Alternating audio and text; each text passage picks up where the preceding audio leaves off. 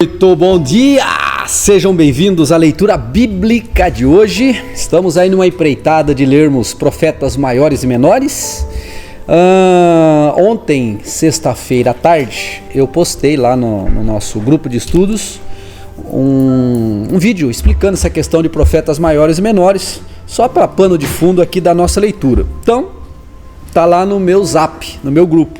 Se você não faz parte, aqui embaixo na descrição do vídeo tem o número aqui do canal e você pode participar lá deste grupo, tá bom? Na verdade é uma lista de transmissão, não é grupo.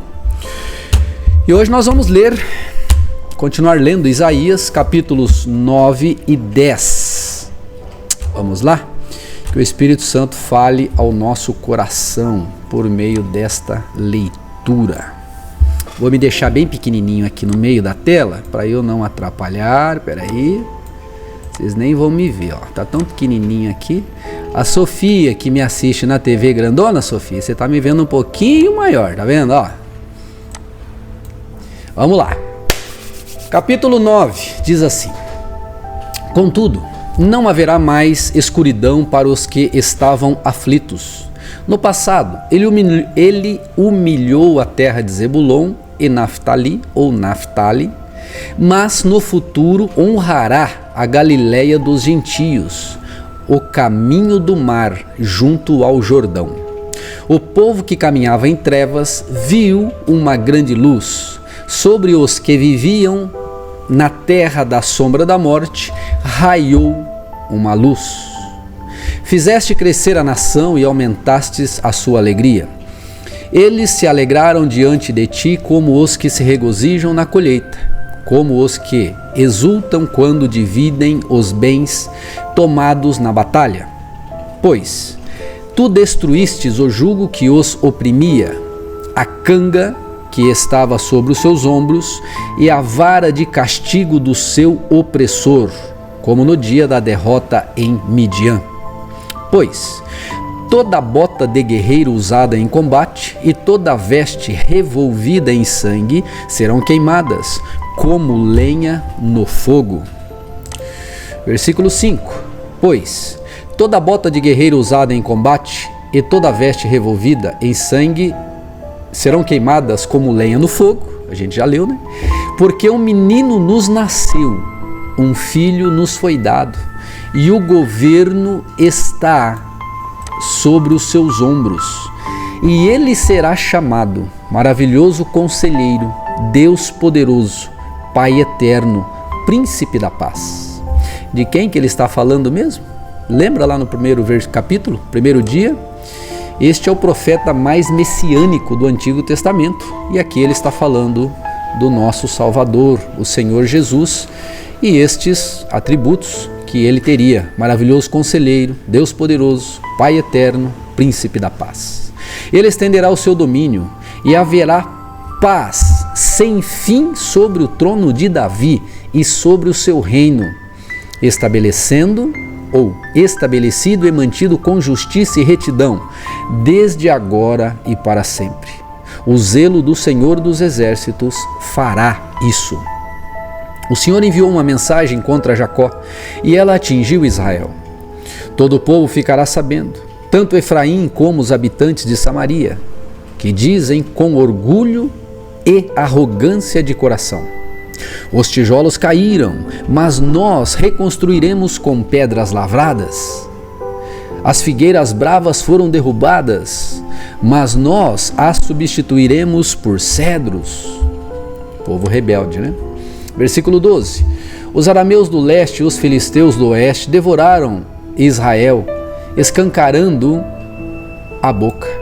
Apesar disso, a ira divina não se desviou, sua mão continua erguida. Mas o povo não voltou para aquele que os feriu, nem buscou o Senhor dos Exércitos. Por essa razão, o Senhor corta de Israel tanto a cabeça como a cauda, tanto a palma como o junco, num único dia. As autoridades e os homens de destaque são a cabeça. Os profetas que ensinam mentiras são a cauda. Aqueles que guiam este povo o desorientam, e aqueles que são guiados deixam-se induzir ao erro. Por isso, o Senhor não terá nos jovens motivo de alegria. Vamos fazer uma perguntinha básica aqui e um parêntese. Veja, o Senhor não terá nos jovens motivo de alegria. Vocês percebem quão desafiador tem sido nos dias de hoje você ensinar seu filho, ou adolescente na sua igreja, ou o jovem da sua igreja, que ele pode ser um adolescente de Deus e um jovem de Deus? E se ele não for, você percebe que Deus não terá alegria nele? Temos que orar muito, né? Pelos nossos filhos. Por isso, o Senhor não terá nos jovens motivo de alegria, nem terá piedade dos órfãos e das viúvas, pois todos são hipócritas e perversos, e todos falam loucuras. Apesar disso tudo, a ira dele não se desviou, sua mão continua erguida.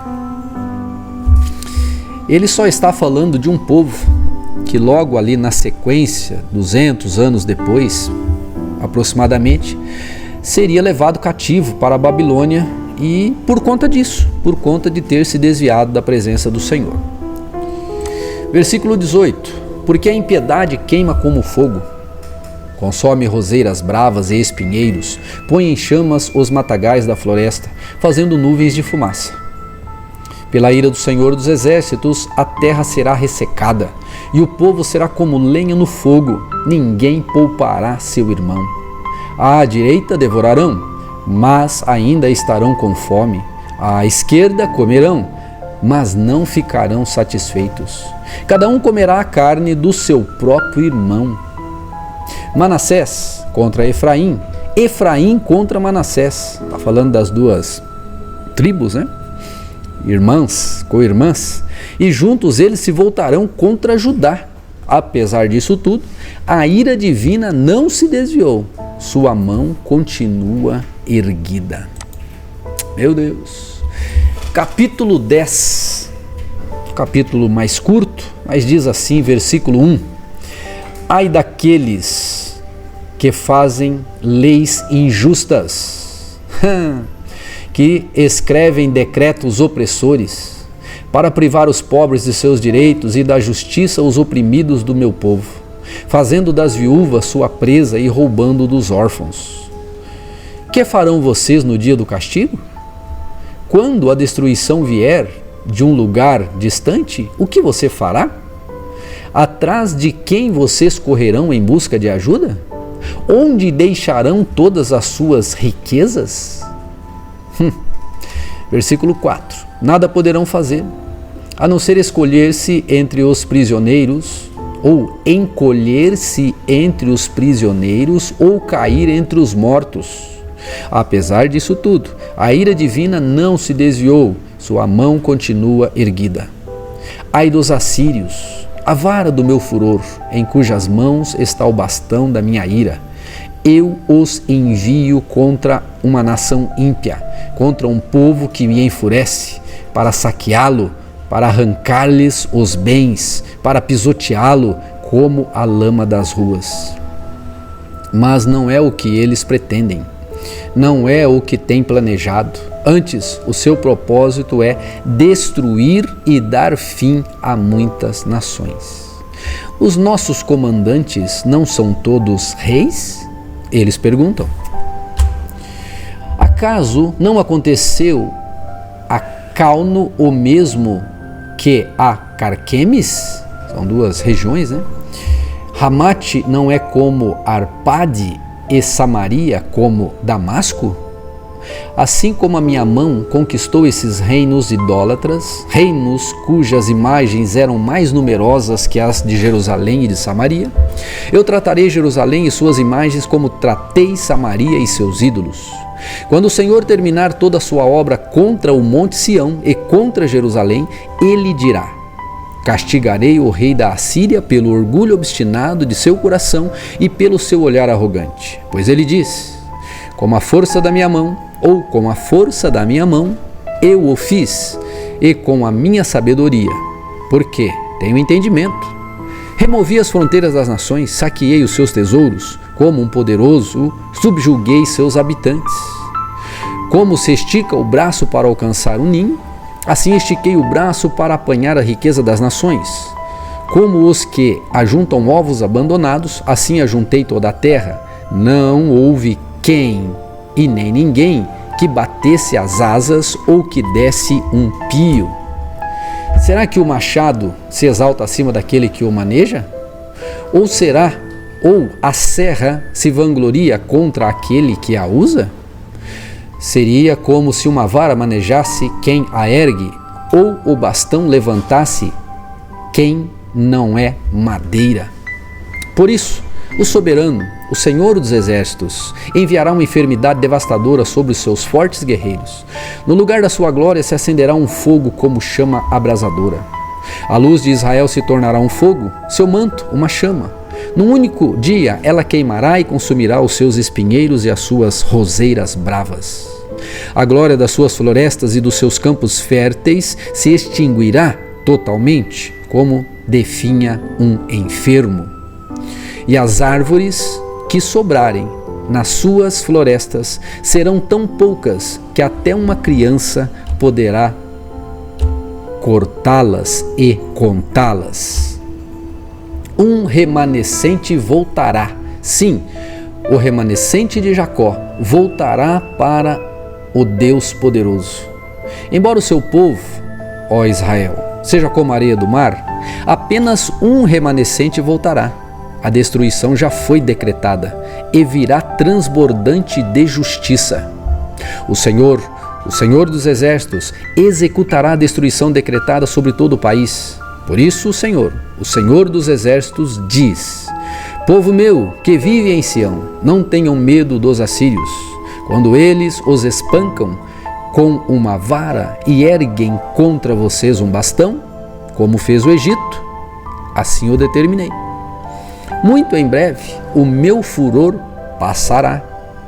Você percebe que ao mesmo tempo que o Senhor fala de uma justiça, de uma punição por conta do povo ter se voltado contra ele ou ter se afastado dele, sempre ele finaliza o texto falando de uma esperança vindoura, de uma restauração. Isso é maravilhoso, né? Então o versículo 25 diz: Muito em breve o meu furor passará, e a minha ira se voltará contra a destruição deles. O Senhor dos Exércitos os flagelará com um chicote, como fez quando feriu Midian na rocha de Horebe. Lembra do episódio? Ele erguerá o seu cajado contra o mar, como fez no Egito. Naquele dia o fardo deles será tirado dos seus ombros e o jugo deles do seu pescoço. O jugo se quebrará, porque vocês estarão muito gordos. Eles entram em Aiate, passam por Migron, guardam suprimentos em Micmas. Atravessam o vale e dizem: Passaremos a noite acampados em Geba. Ramá e treme, Gibeá de Saul foge. Clamem, ó habitantes de Galim, escute, ó Laís, pobre Anatote. Madmena está em fuga, o povo de Gebim esconde-se. Hoje eles vão parar em Nobe, sacudirão o punho contra o monte da cidade de Sião, para a colina de Jerusalém. Vejam, o soberano, o Senhor dos Exércitos, cortará os galhos com grande força. As árvores altivas serão derrubadas, as altas serão lançadas por terra. Com um machado, ele ceifará a floresta. O Líbano cairá diante do poderoso. A gente precisa ter um pouquinho de discernimento ao ler esses textos proféticos do Antigo Testamento. E claro que ele está falando dos últimos 700 anos deste povo até a vinda de Jesus Cristo, o nascimento de Jesus. No ano 722 a.C., o reino do norte, chamado Israel, vai ser conquistado pela Assíria. E no ano de 586, a Babilônia começa a conquistar e conquistará definitivamente Jerusalém. E assim eles vão para o exílio. Até que um dia, somente no ano de 1948, mais de 2.200 anos depois, há um retorno uma diáspora ao contrário, por assim dizer, desse pessoal retornando para Israel com o surgimento da nação de Israel, né? Isso foi numa reunião solene, né, da ONU, onde se criou o Estado de Israel no ano de 1948, e o desempate veio com o voto de um brasileiro. Então ele foi um dos responsáveis, né, deu ali o seu voto Minerva, por assim dizer, para a criação do Estado de Israel. E até hoje ele é honrado lá em Israel como aquele que então, nessa época moderna, por assim dizer, autorizou a criação do Estado de Israel e o retorno dos judeus de todo o mundo para lá.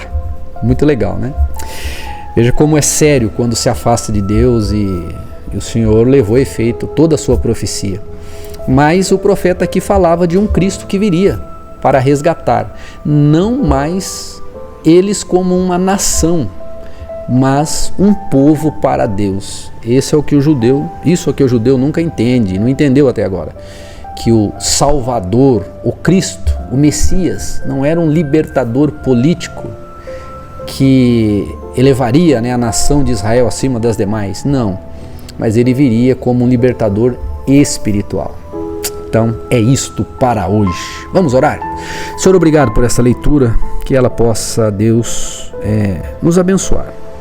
E que essa pessoa, Senhor, que acabou de ouvir ou leu comigo neste momento, seja, meu Deus, abençoada por esta leitura, e que essa pessoa entenda que ela tem um propósito a ser vivido e o Senhor tem um plano na vida dela, e que ela não passe desapercebida diante de Ti, mas que ela possa levar a efeito tudo aquilo que o Senhor tem para a vida dela, em nome de Jesus. Amém. Amém. Aleluia.